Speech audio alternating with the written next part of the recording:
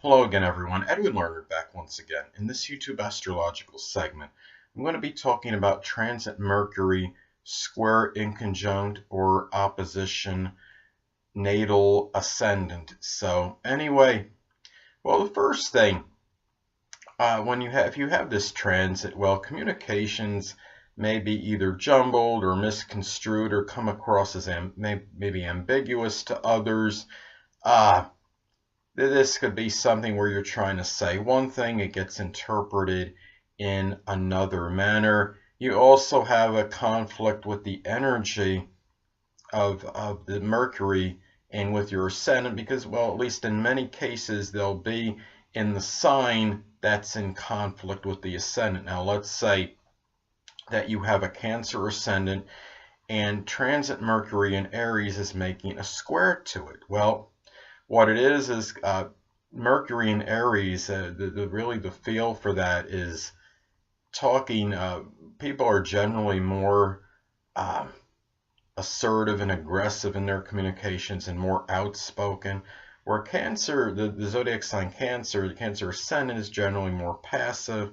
They're more sensitive to what they want to, how they express themselves. They're going to be more tactful because they're sensitive to others' feelings. Since Cancer ascendant, their feelings can be hurt rather easily, and they can be very sensitive to ridicule and criticism. So you understand pretty much, as far as this transit, how this could negatively affect somebody. Now, Mercury is associated with siblings and neighbors, and there could be some conflict in communication during this time with them, or the situation might be contentious with siblings or neighbors at this particular time if you're experiencing this transit.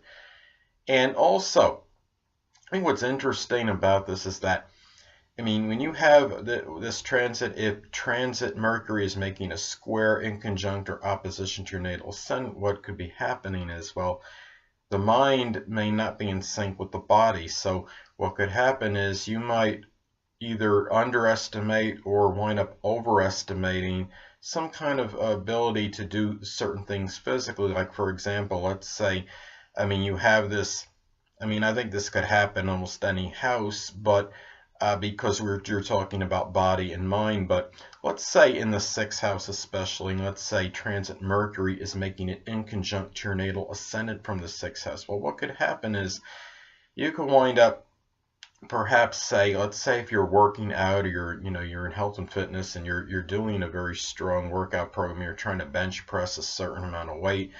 Well, the mind might be saying one thing. The mind might say, well, yeah, you could do all this, and you wind up trying to bench press more than you're capable of, and maybe you wind up causing an injury to an arm or something. So, or you might underestimate your ability, and maybe you don't wind up pushing yourself as much as you're actually able to and lift to your full potential. So really, that's what this can be about. And the thing too is, keep in mind that during this time you might not be as judicious as usual if you have this transit.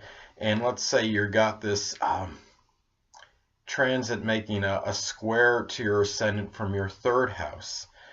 And you'd be very especially careful, like when you're driving, because as I stated before, you might not be as judicious as usual. But it's important to be, prudent in driving no matter what transit you're experiencing, but really especially maybe in a transit like this, because you might not be thinking as clearly as usual. And if you have other transiting aspects that could reaffirm or they could reinforce, as such as transit Mercury making an adverse aspect to your natal Mercury, this could only make things worse and really exacerbate maybe that inability to make very clear judgments. So, and also too, this could be a time where you might be inundated with a lot of communication. It could be through emails. It could be just whether you're on Skype or you're talking on the phone, and even in the workplace, especially say if the transit is coming from the 6th house, whether it maybe be an inconjunct or it could be an opposition from the 6th house. If it's near the end, it's at the end of the 6th house, and that, the last few degrees of it. So that's another thing too. And also, this is a time where you may not be as punctilious with details as you ordinarily are. And I mean, let's say you're in a profession that really requires you to be so and to be very good with details, such as billing and coding, or say computer programming. You might be going, it might be a little harder for you during this time to be putting everything inputting all your data or whatever you're doing during this time than usual. So, and let's say transit Mercury is also retrograde, you could be going a little bit slower at that and doing a lot more review before punching in, computing all your data or whatever it is you may be doing in one of those professions that I described. So really keep in mind too that this could be a time too where, I mean, you have where the situations with, I mean, siblings, neighbors could be contentious.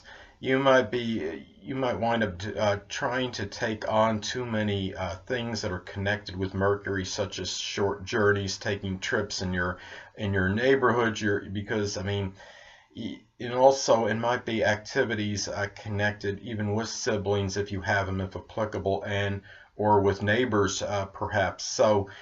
And if you, let's say you got this opposition in it coming from your 7th house, this could be something where you might have some contentious situations with open adversaries, or perhaps even some argument or debate might ensue, perhaps with a significant other if you do have them.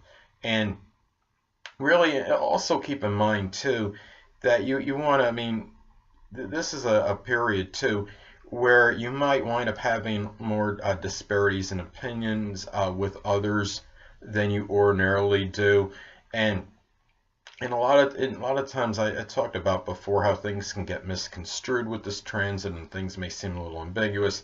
It may be, I mean, if something happens where you feel like someone says something, they're making a subtle dig, it's important maybe to just ask them directly and say, hey, is that what you were doing? Or were you making it, or was this a statement pertaining to me, or were you really making, was it a subtle reference, or was it just a general statement that might have happened, just whatever reason by happenstance just happened to fit me? So, and you know, it might come across as something derogatory where maybe it actually wasn't. And keep in mind too that, you know, the 1st house is also about about making a first impression.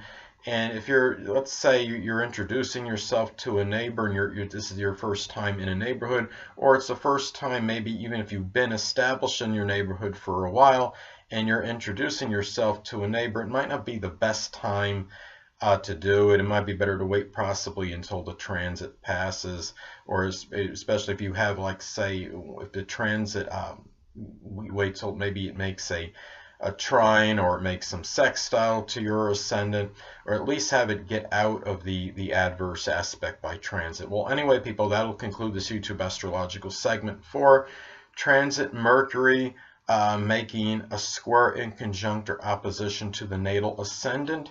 Stay tuned next time where I'll be talking about transit Venus conjunct the natal ascendant.